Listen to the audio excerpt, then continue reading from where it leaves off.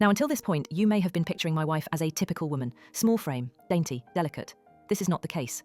My wife does have a small frame, but dainty and delicate she is not, never has been since I've known her. Since her early teens, my wife has been a boxer. MMA didn't exist back then, but karate and boxing were big in those days, and my wife was a very talented amateur. She was about 130 pounds, she carried a lot of muscle, and she knew how to punch. I had 70 pounds on her back then, and I have no doubt that in a real fight between me and her, she could have and would have pounded me flat. Neither of us had ever laid a hand on our son in anger before, but something broke in her that day, and all the years of anger and pain and sorrow and frustration just came pouring out.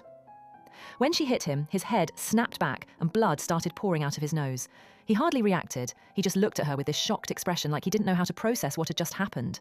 She waited another second, and then she hit him again.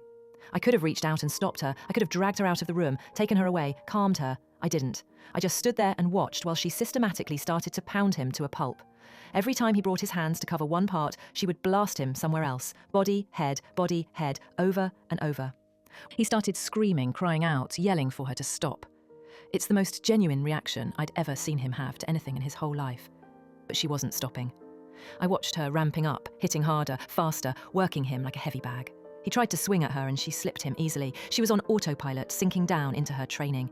I stood there watching for a minute, then I turned my back on them and took my daughter out of the room.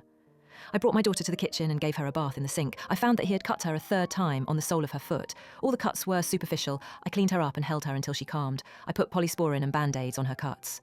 In our bedroom, I could hear my son screaming, calling my wife horrible names, telling her he would cut her head off and fuck her corpse. After a while, I didn't hear him saying anything anymore, didn't even hear him crying out.